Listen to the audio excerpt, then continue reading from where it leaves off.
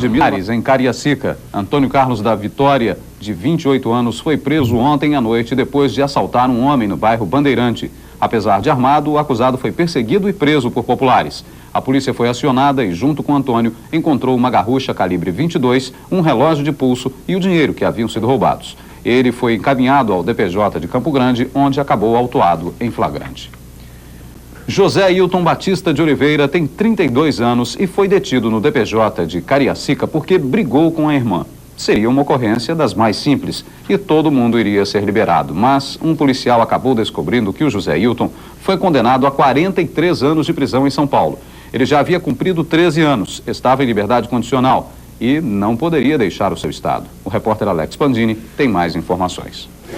Ontem à tarde chegou aqui no DPJ de Campo Grande o senhor José Hilton Batista de Oliveira, de 32 anos. Ele brigou com a irmã dele, dona Maria Gelsi, lá no bairro Dom Bosco. E a briga veio parar aqui na delegacia. A irmã não registrou queixa, mas o José Hilton ficou detido para averiguação. Acontece que o investigador Juliano Algema de Ouro fez levantamentos e descobriu o passado do senhor José Hilton. Ele foi condenado a 43 anos de prisão. Como no Brasil a pena máxima é de 30 anos, ele está cumprindo essa pena. Ele cumpriu 13 anos nas penitenciárias de Tremembé, Cotia, Peçanha, Cambuci e também de Guarulhos, todas em São Paulo. E no dia 6 de junho ele ganhou a condicional, mas ele não poderia ter saído do estado de São Paulo e ter vindo para o Espírito Santo. Por esse motivo, ele está aqui aguardando uma definição sobre a situação dele. Ele, quando saiu na condicional, foi para Alto Paraju, distrito do município de Domingos Martins. E há 3 semanas ele está em Vitória. Depois da briga de ontem, na casa da irmã dele, ele veio parar aqui na delegacia. Como eu disse, não há queixa registrada, mas o investigador descobriu todo o passado dele e entrou em contato, inclusive, com a delegacia de Itapevi, município onde o José Hilton morava, lá em São Paulo, e descobriu que ele está em situação irregular. Os DPJs da região metropolitana de Vitória e até o chefe de polícia já foram comunicados da situação do seu José Hilton. O delegado de plantão da noite de ontem solicitou ao chefe aqui do DPJ, o delegado Natanael Cardoso, que averiguasse se há um mandado de prisão contra o José Hilton e se ele está mesmo sob condicional, uma vez que ele não poderia ter vindo ao Espírito Santo. Vamos falar com o investigador Juliano Algema de Ouro, que foi quem descobriu isso. Investigador, se não tivesse sido feito esse trabalho, esse levantamento, o seu José Hilton talvez possa ser uma pessoa perigosa, poderia estar solto. Correto. Possivelmente ele é um elemento de alta periculosidade, tá certo? E o senhor delegado determinou que eu fizesse uma sindicância junto às delegacias de São Paulo e com o policial Pena da DP de Itapevi, eu descobri que ele tem 8 assaltos, 4 furtos e um artigo 121. Que é homicídio. Homicídio. Todas essas penas, como você já disse, foram unificadas para 30 anos. Porém, no dia 6, ele não podia fugir, mudar-se do distrito da culpa sem uma autorização judicial. Ele possivelmente está sob condicional, mas ele vai cumprir os outros 17 anos em regime semiaberto. Ele tem que prestar conta sempre à polícia. Desde que ele não mudasse do distrito da culpa. A partir desse momento, ele passa a ser um fugitivo? Não se trata de fugitivo, uma vez ainda nós não temos o mandado de prisão dele aqui em mãos. Mas eu considero a situação dele um pouco grave, uma vez que, repetindo, ele não deveria ter mudado e mudou. Desta feita, ele desobedeceu à justiça. E quem desobedece tem que ser punido. Ele está detido aqui na minha divisão. Nós vamos fazer um contato agora com a divisão de captura de São Paulo, no objetivo de saber das varas criminais aonde ele respondeu e responde, quais são as suas condições. Eu creio que ele deverá ficar recolhido. Assim que se descobrir essa situação irregular, ele pode ser mandado de volta para São Paulo? Certamente. E a última cadeia, a última delegacia, cadeia pública que ele esteve é a penitenciária de Guarulhos, tá certo? Se as varas criminais confirmarem que a sua mudança do distrito da culpa é considerada desobediência, automaticamente ele vai ficar à disposição da Justiça de São Paulo.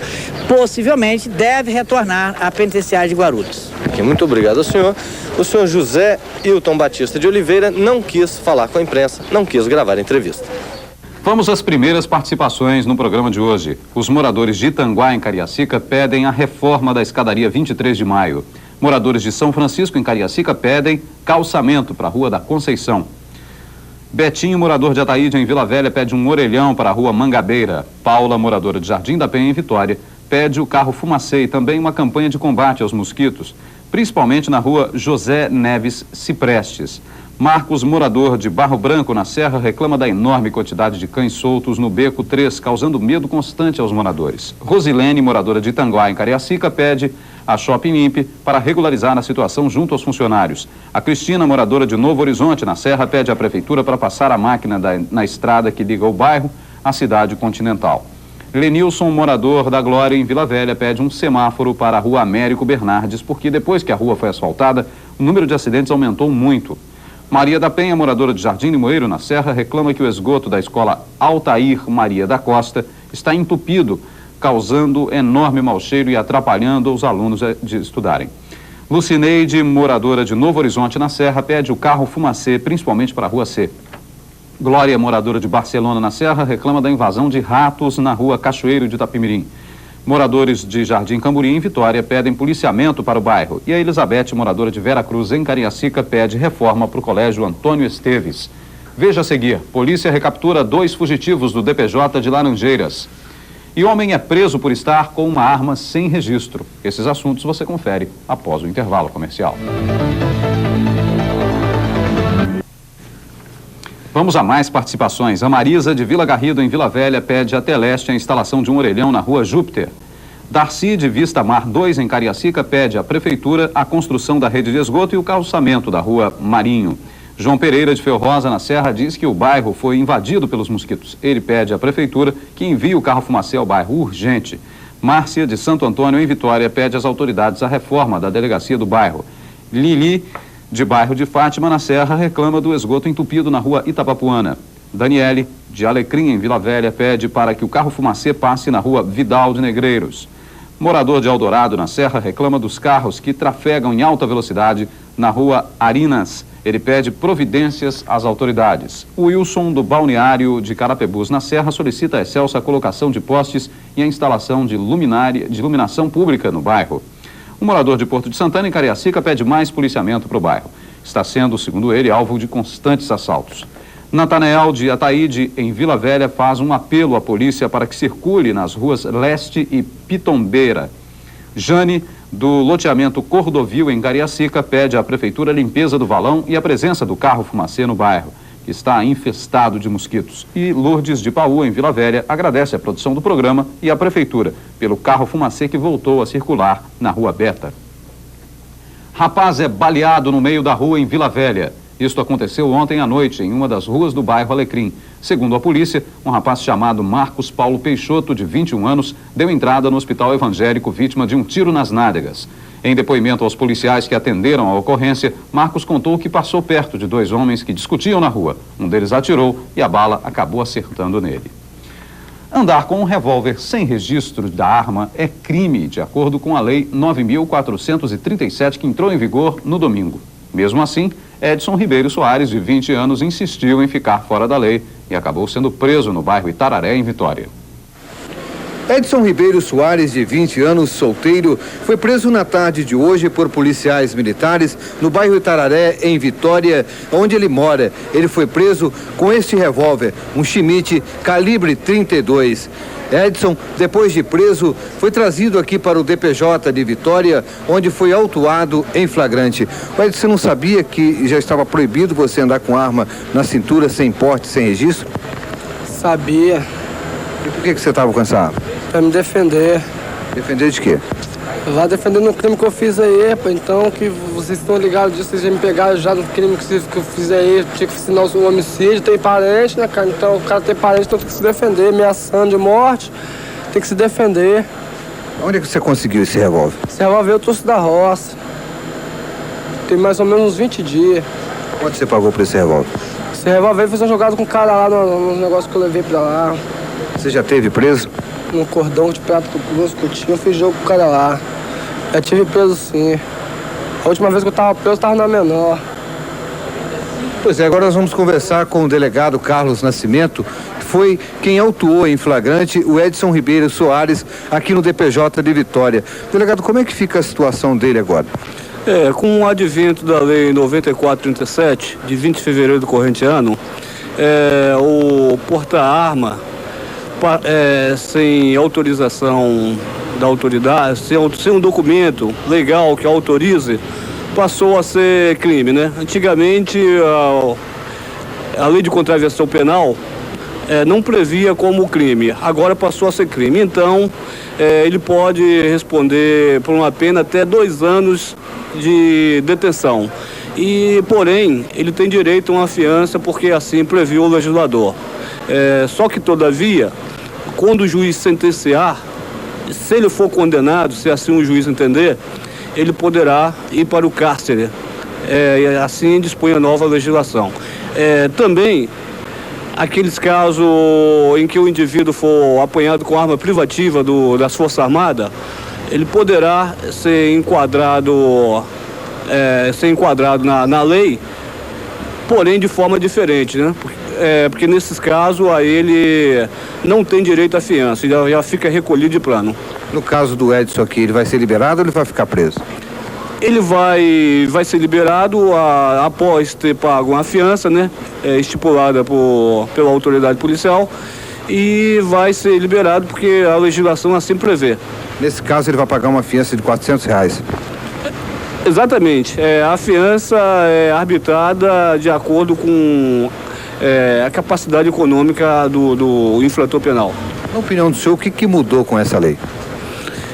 Eu acho que mudou porque antes não era crime, agora é crime. Antes não era autuado em flagrante, agora é autuado em flagrante. Antes o caso cairia na Lei 9.099/95, né? Que é uma lei que punia com pena alternativa. Agora não, agora a pessoa vai se o juiz entender que ele é culpado, ele vai para a cadeia. Quer dizer, se o Edson, por exemplo, for reincidente, for preso novamente portando arma, aí sim, ele já fica preso, não tem mais condições de ser liberado pagando fiança. Assim entende o legislador, né? O legislador entendeu dessa forma que deveria frear, né, o uso de arma, que estava muito excessivo, né? E veio legislar nesse sentido a fim de frear o uso excessivo de arma de fogo. E depois, em depoimento ao delegado Carlos Alberto do Nascimento, o Edson Ribeiro acabou confessando o assassinato de Adilson de Jesus, acontecido recentemente no bairro da Penha. Ele contou que estava armado porque estaria sendo ameaçado pelos parentes da vítima. Edson Ribeiro também é apontado pela polícia como responsável pelo assassinato de um rapaz chamado Wellerson, morto no final de semana passado, também no bairro da Penha, região da Grande Maruípe. E desde o início da nova lei, mais 2 pessoas foram presas por porte ilegal de armas. Na noite de segunda-feira, o vigilante José Vitali, de 47 anos, foi detido por estar com uma garrucha calibre 32 sem registro. José foi levado à chefatura de Polícia Civil, onde foi autuado em flagrante. Ele pagou uma fiança de R$30 e teve a arma apreendida. A outra pessoa pega em flagrante foi Cláudio Alves de Oliveira. Ele foi preso ontem à tarde em Guarapari. Junto com ele, a polícia encontrou um revólver calibre 38. Cláudio Alves não tinha porte de arma e acabou autuado no DPJ de Guarapari. A Polícia Militar consegue prender mais 2 dos 40 presos que escaparam na noite de segunda-feira do DPJ de Laranjeiras, na Serra. Eles foram presos na noite de ontem, no bairro Vila Nova de Colares, na Serra. A polícia chegou até eles graças a uma denúncia anônima. Marcelo Silva Madeira e Marcos Ramos dos Santos foram recapturados por volta de 6h30 da noite de hoje no bairro Vila Nova de Colares, que fica ao lado de Felrosa, na Serra. Os 2 estavam dentro de um barraco quando foram presos por policiais militares do 6º Batalhão. Nós vamos conversar aqui com Marcos primeiramente. Marcos, como é que foi a fuga de vocês realmente aqui do DPJ? A fuga é o seguinte, eu estava aberto, eu fui, entendeu? A justiça é toda errada, não dá um direito de defesa pra gente, coloca a gente daqui e esquece. Aí eu vi todo mundo indo porque eu ia ficar. Fui, não tenho nada a dizer mais não. Estava planejada essa fuga de vocês, Marcos? Não sei, eu não posso dizer nada, só sei que estava todo mundo indo, eu fui também. Agora eu não sei se estava planejado. De repente, não. Você acha que foi recapturado por quê? Bobeira ou você foi denunciado? Por denunciado, porque estava bem escondido, não tinha como a polícia descobrir. Ninguém tem bola de cristal, esses caguentes aí. E você, Marcelo, por que você acha que foi recapturado? Aguentado. Só apenas um dia de liberdade? Fazer o quê, né? Perdeu. E agora? Agora esperar por essa negligência dessa justiça novamente, porque eu tô há 4 anos preso e não tenho nada, não tenho condenação, não tenho nada. Essa justiça é negligente, rapaz. Negligente, entendeu? Por isso, se tiver oportunidade, você vai fugir outra vez? Se eu encontrar o portão aberto, tem que sair, né? A justiça não resolve meu problema, tem que ficar esperando pelo quê, então? Entendeu? Tô enjoado de esperar pela justiça, ela não faz nada. É uma negligência danada, rapaz. Você nem foi condenado ainda? Nada. Não tem prova pra condenar, a gente tá na cadeia, apodrecer na cadeia. A primeira oportunidade que tem, a gente vai embora mesmo, hein? Você foi preso por quê? Por assalto? Assalto. Quanto tempo? 4 anos já tá... De assalto. Entendeu? Não cometi nada, sou suspeito só e tô aí agarrado. Tô aí preso essa data toda. Entendeu? Marcelo e Marcos, depois de recapturados, foram trazidos aqui para o DPJ de Laranjeiras, de onde fugiram ontem à noite. Nós vamos conversar agora, então, com o aspirante Rodrigues, que foi um dos responsáveis pela prisão dos dois. Como é que foi a prisão deles? Bom, nós recebemos uma denúncia anônima, né, via telefone lá do DPM de Ferro Rosa, de que 3 elementos estariam numa determinada residência em Vila Nova de Colares, né? Sendo assim, nós montamos uma operação rápida para que pudéssemos ter sucesso, né, até o anoitecer. Chegamos lá, identificamos o local e conseguimos constatar que tinham 2 elementos apenas, não 3, como havia sido passada a afirmação anterior, né? Fizemos a detenção dos mesmos e, posteriormente, com a ajuda do pessoal da Polícia Civil, nós fizemos a identificação, né, e constatamos que eles eram realmente fugitivos, né? Eles não ofereceram resistência? Não ofereceram resistência, não. Somente passaram um nome errado, né, para tentar dificultar a nossa operação. Dos 40 presos que escaparam do DPJ de Laranjeiras na Serra, a polícia recapturou 4. Presos fogem do DPJ de Cachoeiro de Itapimirim. A fuga aconteceu às 10 horas da noite de ontem. Os presos Luiz Carlos Saldanha, de 21 anos, e José Júlio, de 23, também conhecidos como Morcego, cerraram as grades da cela 2 e saíram pelos fundos da delegacia. Um PM viu os presos pulando o muro e conseguiu prender um dos fugitivos, Luiz Carlos Saldanha. O outro preso conseguiu escapar e ainda não foi localizado. Vamos a mais participações. A Graciele, da Ilha do Príncipe, em Vitória, reclama do bueiro entupido na rua Jurema Barroso. Rogério, de Porto Belo, em Cariacica, solicita a Teleste a instalação de um orelhão na rua Filomeno Matos. E a Prefeitura, a pavimentação da rua. Márcia, de Vera Cruz, em Cariacica, pede para que o Fumacê passe pelo bairro. Astrogildo, de Rio Marinho, em Vila Velha, faz um apelo à Prefeitura para a construção de um muro de arrimo na rua Bela Vista. Nilson reclama da galeria do esgoto do Terminal Dom Bosco, que, segundo ele, foi aberta pela Prefeitura há 2 semanas, o que está causando um terrível mau cheiro e prejuízo, portanto, aos comerciantes do local. José Nunes, de Campo Grande, em Cariacica, diz que houve um afundamento no asfalto na rua 15 de novembro, devido ao esgoto que está quebrado. Ele pede uma solução à Prefeitura. Terezinha, do Parque das Gaivotas, em Vila Velha, reclama da rua Coronel Marques Filho, que está cheia de buracos e infestada de mosquitos. Ela pede para que o Fumacê passe no bairro. Geraldo, de Jardim Carapina, na Serra, reclama da falta de iluminação pública na rua Rui Barbosa e também solicita a Teleste um orelhão para o bairro. Gilmara, do bairro Estrela d'Alva, em Cariacica, pede providências à Cesan, pois há 5 dias não cai água no local. Uma moradora de Argolas, em Vila Velha, pede para que passe o Fumacê na rua Liberdade. Nivaldo, de Laranjeiras, na Serra, reclama da iluminação da rua Euclides da Cunha, que, segundo ele, é muito fraca. Ele pede providências à Excelsa. A Neide, da Ilha dos Aires, em Vila Velha, reclama da falta d'água na rua Aristides Lobo. E Edith, de Santana, em Cariacica, pede para que o Fumacê passe na rua dos Ferreiras. Veja a seguir: preso é encontrado morto no Instituto de Readaptação Social de Vila Velha, IRS. E corpo em decomposição é achado em um bairro na Serra. Essas 2 matérias você vê no próximo bloco. Vamos abrir esse bloco com mais participações dos nossos telespectadores. A Elaine de Jabura, em Vitória, pede à Teleste a instalação de um vai-vem na rua Olimpo Rodrigues de Matos. Paulo de Rio Marinho, em Vila Velha, pergunta ao prefeito o que será feito com relação aos terrenos baldios existentes no bairro, que, segundo ele, estão servindo de depósito de lixo e esconderijo de marginais. Maria Ferreira, de Vila Isabel, em Cariacica, pede para que o carro fumacê passe na rua Teotônio Bicalho, pelo menos 3 vezes por semana, e a limpeza também da vala existente no local. Otávio, em Oriente, Cariacica, pede à Teleste um telefone público para a rua Francisco Esperidião Pinto. Cláudia, de Boa Vista 2, em Vila Velha, pergunta ao governador quando será colocado em dia o pagamento dos professores e dos policiais e quando o funcionalismo terá aumento.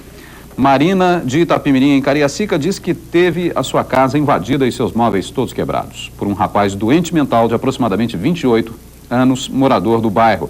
Ela pede providências às autoridades para que consigam um lugar para o rapaz ficar, pois ela teme pela segurança de seus filhos e também do próprio doente.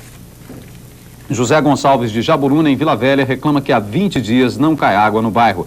Ele pede providências urgentes. José Alves, de Cobilândia, em Vila Velha, reclama da dificuldade encontrada para se fazer uma consulta odontológica no posto de saúde. Segundo ele, além de chegar de madrugada para pegar a ficha, muitas vezes na hora da consulta, a pessoa é informada que o dentista não irá ao posto.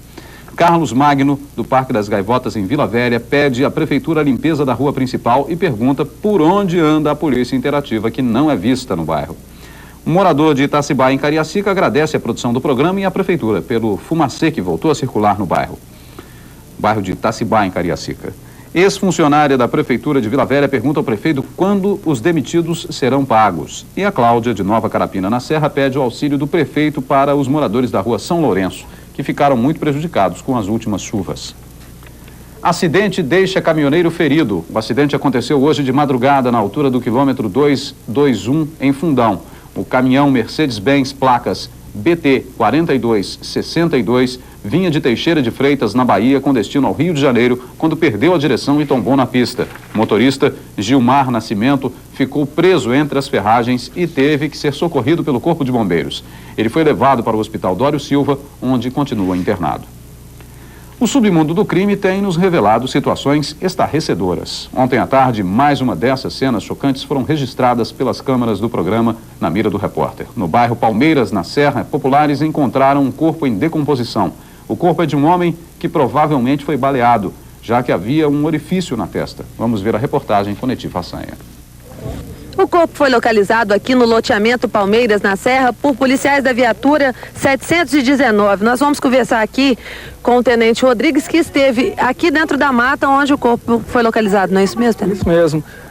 Mais ou menos por volta das 17 horas, o corpo do cidadão ele foi encontrado, né, por populares aqui da região e aparenta estar há bastante dias já, né, e está em estado de decomposição, né. Vamos aguardar agora a perícia voltar, né, e passar para nós com detalhes qual foi o motivo desse homicídio, né? O corpo já está em decomposição? Está em estado de decomposição e agora nós não sabemos mais ou menos o tempo, né, que ele se encontra nesse mato. Está aqui dentro da mata, muito longe de onde nós estamos? Está mais ou menos uns 500 metros descendo a mata. É um local de difícil acesso? É, bastante difícil. Ele pode ter sido desovado ali mesmo? Provavelmente, né, porque é uma área que é difícil de acesso, né, e poucas pessoas frequentam aqui, né? A Polícia Militar já teve outras ocorrências aqui nessa região? É um local perigoso? Não, essa região aqui são casos isolados, né, que aparecem aqui. Não é sempre que acontece uma desova ou um homicídio nessa área, não.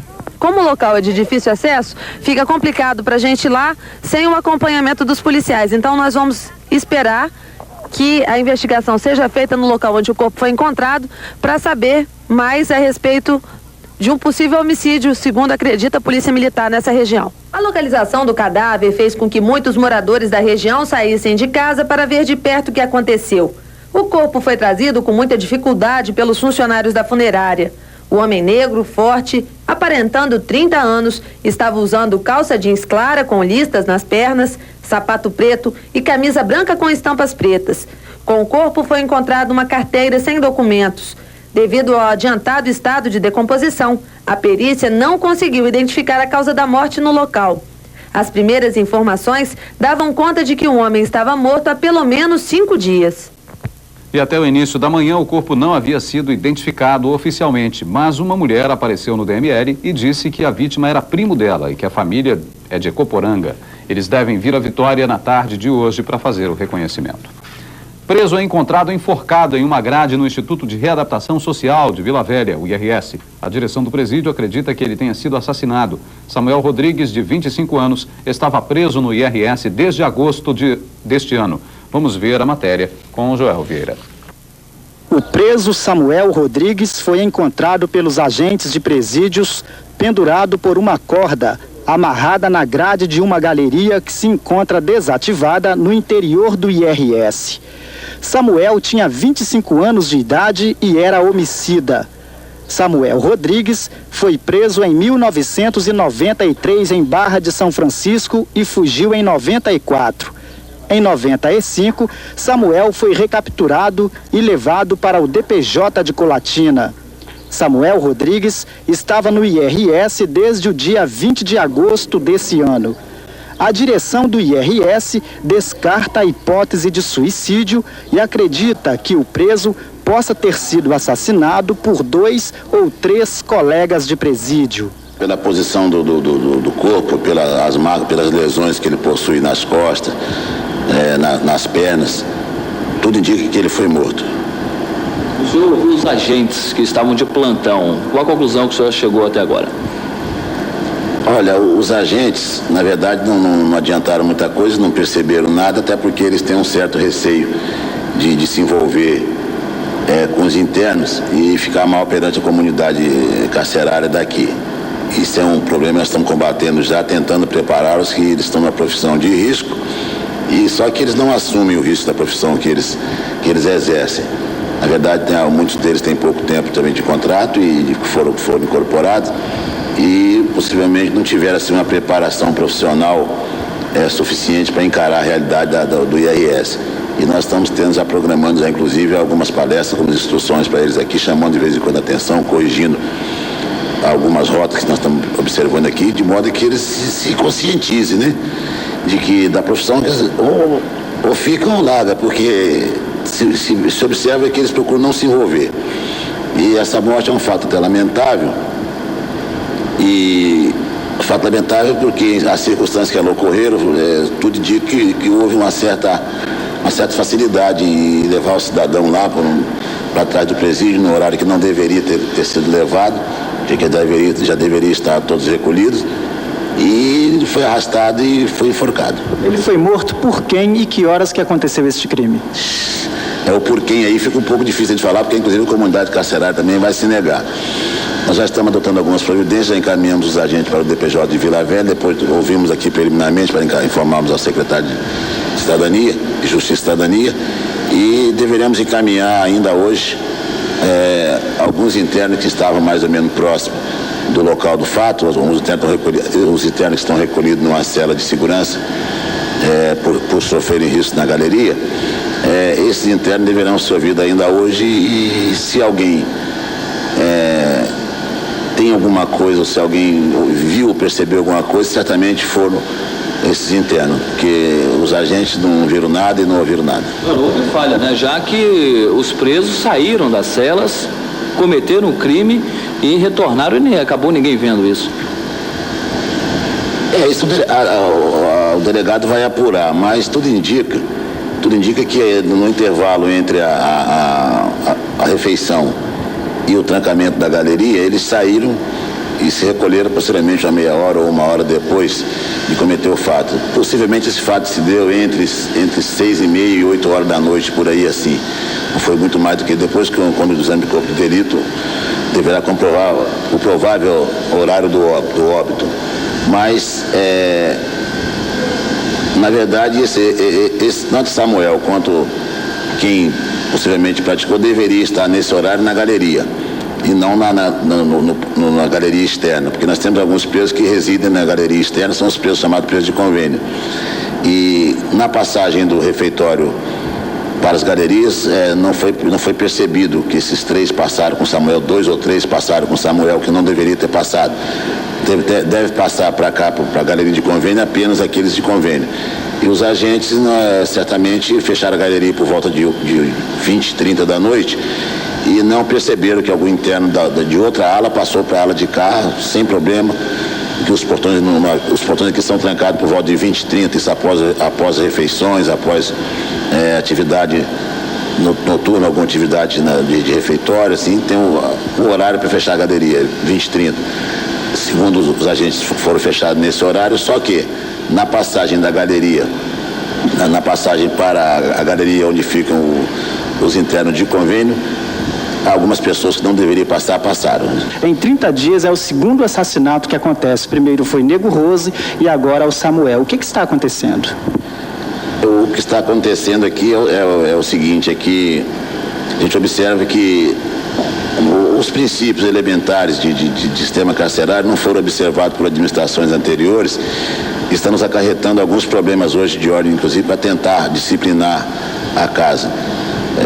Nós temos que adotar medidas mais urgentes e mais severas, não envolvendo naturalmente maus tratos aos internos, que não é o nosso problema, mas medidas disciplinadoras, e nós já estamos adotando essas medidas, e isso está causando uma certa estranheza, inclusive a comunidade carcerária e aos próprios funcionários, que do jeito que a coisa andava por aqui, não tinha assim nenhuma margem de segurança, nem para mim, nem para o funcionário e nem para o interno.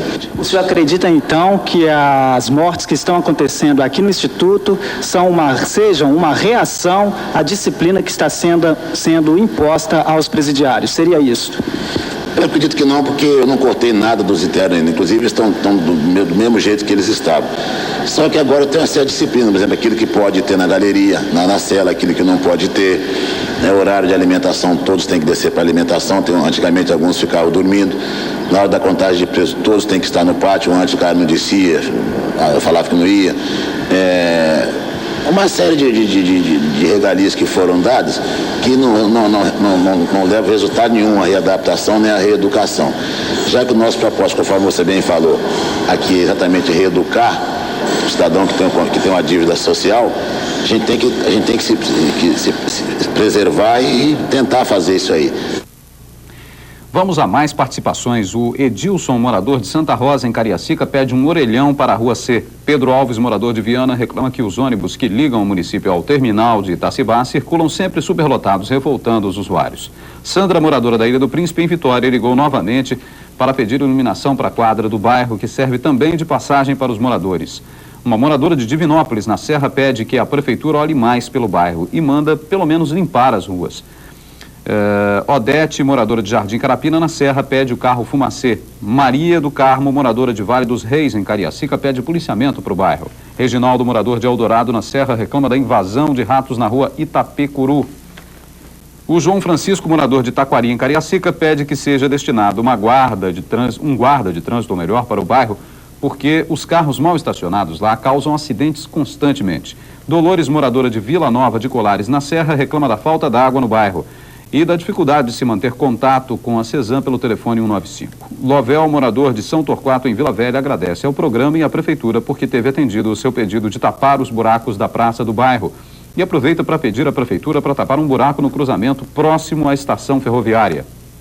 Um morador de Barcelona, na Serra, reclama de um esgoto entupido na rua Petrolina, causando mau cheiro.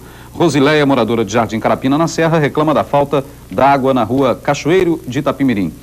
O José, morador de Rio Marinho, em Vila Velha, reclama da constante falta d'água no bairro. Em relação à falta d'água em Vila Velha, nós recebemos um fax da CESAM comunicando que nesta quarta-feira, dia 12, das 5 às 18 horas, se interromperá o abastecimento em Vila Velha. O motivo da paralisação é o rompimento da adutora de ferro fundido de 1000 milímetros que abastece todo o município. A normalização do abastecimento está prevista para 72 horas após o término dos serviços. Mais informações podem ser obtidas pelo telefone 195. No próximo bloco, você vai ficar sabendo da história de uma enfermeira que sumiu misteriosamente de casa. Ela desapareceu logo após receber o pagamento. A gente volta já já. Nós vamos abrir esse bloco lendo algumas cartas e alguns fax que nós recebemos dos nossos telespectadores. A Eunice Feitosa Gomes, ela diz o seguinte: peço para que o Detran providencie com urgência um sinal de trânsito no trevo da Avenida Darli Santos e Novo México, em Vila Velha. É um perigo para nós pedestres, pois os motoristas passam em alta velocidade, diz a Eunice. O Charles Abreu Rocha manda uma carta dizendo o seguinte: peço para que a Prefeitura de Cariacica asfalte a Rua dos Pinheiros, em Mucurici, Cariacica, pois existem muitos buracos na rua e até agora nada foi feito para melhorar a situação. A Ana Cristina, da Avenida Pau Brasil, em Campo Novo, Cariacica, manda uma carta em que ela diz que gostaria de parabenizar o programa por mostrar a realidade e o caos em que vivemos. Aproveito para expor os problemas existentes em Campo Novo. Estamos completamente abandonados, não temos rede de esgoto, calçamento e a iluminação pública está precária. Peço que as autoridades competentes façam alguma coisa e melhorem a vida dos moradores. Nós recebemos um fax de moradores da rua Buenos Aires, em Araçás, no município de Vila Velha, que pedem providências junto à Prefeitura Municipal no sentido de solucionar o problema de uma valeta aberta na esquina com a rua Santiago. E um outro fax que vem de Luiz Gonçalves Júnior. Ele diz o seguinte: peço em nome dos moradores do bairro Parque das Gaivotas, em Vila Velha, providências na rua Eugênio Pacheco Queiroz. A rua está com entulhos de construção, lixo no asfalto e a rede de esgoto está entupida. Pedimos à Prefeitura, então, para que retire os entulhos e o lixo da rua e solucione o problema da rede de esgoto. Mistérios. Muitos mistérios podem estar por trás do desaparecimento de uma enfermeira. Cirlei Guimarães da Silva saiu de casa para receber o pagamento e sumiu. A família mora no bairro Castelo Branco, em Cariacica. Antes de desaparecer, a enfermeira confidenciou a uma prima que 2 homens entraram na casa dela e a obrigaram a vender a residência a preço de banana. Vamos ver esse caso com a repórter Neti Façanha. Cirlei Guimarães Silva tem 35 anos. Ela desapareceu na última quarta-feira, dia 5, quando foi ao banco receber o pagamento. Ela é funcionária do Estado e a família não sabe mais por onde procurá-la. A prima dela, que é ao meu lado, disse que já procurou na casa dos parentes e não conseguiu localizá-la. É verdade. Eu estou aqui para fazer um apelo àquelas pessoas que conhecem ela ou aonde ela está, para que ligue para vários telefones, que eu vou deixar o número agora, porque a nossa mãe, que ela é uma prima, mas é irmã de criação, a nossa mãe está desesperada, o filho dela também, todos nós estamos.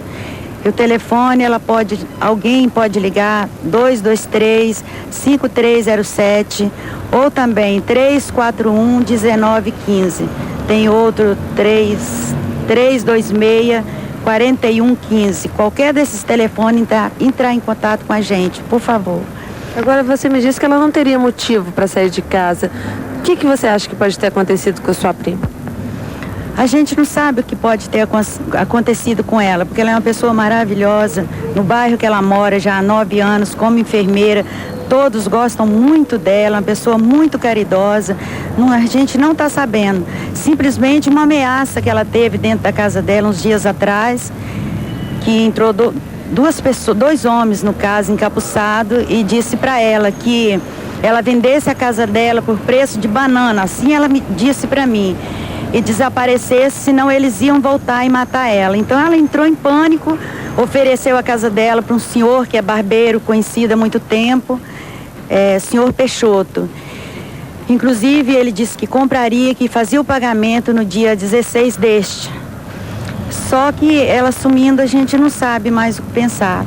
Você me disse que ela é viúva, tem um filho de 15 anos e mora com uma outra pessoa, é isso mesmo? É verdade. Ela é viúva há 2 anos e pouco, tem um filho de 15 anos, Lucas, e mora com um rapaz que trabalha em serviços gerais, lá no Pedro Fonte, hospital. No dia que ela desapareceu, como é que ela estava vestida? Ela estava com a calça comprida vermelha, blusa bege, sandália preta, sandália baixa e bolsa branca. Como é que a sua prima é fisicamente? Branca? Qual é a aparência que ela tem? Ela é branca, cabelo curto, castanho meio claro e anda com dificuldade porque ela sofreu paralisia infantil quando era criança. E também minha mãe não viu que ela saísse com mais nada, simplesmente a bolsinha que estava com os documentos dela. O que vocês querem agora é que ela volte para cá? Ah, com certeza. E esse telefonema também, que ela chegou a dar um telefonema para mim na quarta-feira, 10 para meio-dia. E ela dizia assim, sequestrar a sua irmã, mas ela própria dizendo. Aí eu disse, com quem estou falando? Ela repetiu, não interessa, amanhã vocês vão encontrar ela morta. Aí eu achando que ela estava até com uma brincadeira comigo, eu disse para ela, minha irmã, você não sabe que eu estou reconhecendo que é a sua voz? Até tratei ela mal, eu peço que estou muito arrependida. Você acha que ela pode ter sido sequestrada? Eu não sei, olha, você vê que no meu bairro onde eu moro, Castelo Branco, há poucos dias atrás, o próprio companheiro de uma senhora deu R$10 a uma pessoa, 10 ao outro, segundo todo mundo já sabe, para tirar a vida da companheira. Então, como ela tinha esses R$2.000 para receber dia 16, eu já não estou sabendo nem o que eu penso, não tem como acusar ninguém, mas tudo passa pela minha cabeça, né? E ela passou no banco também, na quarta-feira, antes do meio-dia, e recebeu o pagamento dela. Isso vocês já confirmaram no banco? Confirmado, com a gerente do Banco Baneste aqui da Praia do Canto. Pois é. Então, se alguém souber o paradeiro da Cirlei Guimarães Silva, 35 anos, favor entrar em contato com a família dela pelos telefones 223-5307, 326-4115 ou pelo telefone 341-1915. Vamos às últimas participações dos nossos telespectadores no programa de hoje. Agnel Grande Vitória, em Vitória, diz que tem 2 vazamentos de água na rua Nova Era. Segundo ele, a CESAM já foi informada, mas ainda não resolveu o vazamento. Eudes de Bicanga, Eudes de Bicanga na Serra, pede à prefeitura que mande a máquina passar na rua que liga a cidade continental a Bicanga, pois o local está ficando intransitável de tantos buracos. Eusinete de Santo André, em Cariacica, reclama que na rua Dom Pedro I, a rua está cheia de buracos, deixando o local quase intransitável. Ela pede providências à Secretaria de Obras. Tatiana, moradora de Nova Brasília, em Cariacica, pede asfaltamento e limpeza pública para a rua Linhares. Fátima, moradora de Planalto Serrano, na Serra, pede um vai e vem para a região do antigo ponto final do ônibus do bairro. Moradores de Vasco da Gama, em Cariacica, pedem à prefeitura para diminuir o trânsito de veículos pesados no bairro. Esse trânsito de veículos pesados incomoda os moradores. A Jussara, moradora da 7ª etapa de Coqueiral de Itaparica, em Vila Velha, pede policiamento para o bairro. Policiais do 4º Batalhão em Vila Velha reclamam que a nova escala de trabalho atrapalha os policiais a fazerem a segurança particular para ajudar no orçamento familiar. Moradores de Porto Belo, em Cariacica, perguntam ao secretário de Obras quando ele vai mandar manilhar a vala existente na rua Manuel Coelho de Matos, porque as cobras estão fazendo parte do dia a dia dos moradores da rua. Esmirna, moradora de Planalto Serrano, ou melhor, de Planalto, de Vila Velha, reclama da constante falta de água no bairro. Cláudia, de Carapebus, na Serra, reclama da falta de limpeza e policiamento no bairro. Denise, de Porto Novo, em Cariacica, pergunta ao prefeito quando serão consertadas as escadarias do bairro. E Ângela, também de Porto Novo, reclama de animais soltos na rua principal. A Ana Maria, de Carapebus, na Serra, reclama que na rua Interventor Blay não cai água durante o dia. Ela pede providências à CESAM. A Zildete, de Carapina Grande, na Serra, reclama que as ruas estão cheias de buracos e o esgoto corre a céu aberto por lá. Ela pede providências à prefeitura. E a Ivani, da Ilha dos Bentos, em Vila Velha, agradece a produção do programa e a prefeitura pela limpeza da praça do bairro. Os trabalhadores da Shopping Limp fizeram ontem à tarde uma manifestação por causa do atraso no pagamento de salário. A Shopping Limp é uma empresa que presta serviço ao governo do estado. O protesto foi em frente à Secretaria de Educação na Praia do Suá, em Vitória. O salário da categoria está atrasado há 4 meses. A manifestação em frente à SEDU teve início ao meio-dia. Cerca de 1.000 trabalhadores da Shopping Limp se concentraram em frente à secretaria para receber os salários que não foram pagos pelo governo. Nem mesmo o calor conseguiu dispersar a categoria. 40 policiais da tropa de choque foram deslocados para a SEDU para evitar problemas e preservar o patrimônio público. Mesmo assim, um vidro da porta foi quebrado durante a manifestação. As merendeiras, vigias, serventes e auxiliares de escritório alegam estar passando muitas dificuldades por não receberem os atrasados a que têm direito. Nós temos 4 meses sem receber, tá entendendo? Além de sem receber, a nossa carteira está assinada, nós não podemos trabalhar com outra empresa porque mandaram a gente ser contratado pela SEDU e sem pagamento, sem nada, nós estamos sem gás, com a dívida aí de tudo, de NP, de tudo, de prestação atrasada, de IPTU, também a casa está quase pendurada assim pelo IPTU, porque a prefeitura já mandou uma notificação para mim, eu não recebo, não posso pagar, pô.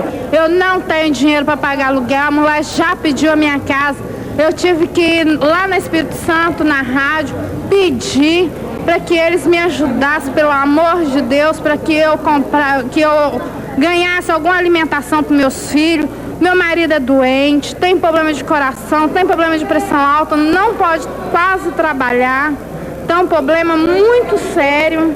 O contrato de prestação de serviço da empresa Shopping Limp com o governo do estado terminou no mês de setembro. De acordo com o Sindicato dos Trabalhadores, a dívida do governo com a categoria é de 12 milhões de reais. Para resolver o impasse, uma comissão de manifestantes esteve reunida no início da tarde com o secretário de Educação, Robson Neves. Ele fez uma proposta indecente para os trabalhadores, dizendo que vai depositar R$1.200.000 no dia 20 de novembro, quinta-feira próxima, na Justiça do Trabalho, e mais o mês de julho no dia 10 de dezembro. Isso para os trabalhadores é um absurdo, porque os trabalhadores estão lutando para receber o mês de junho, de julho, de agosto, de setembro e a rescisão de contrato, porque esses trabalhadores já estão demitidos desde o dia 30 de setembro.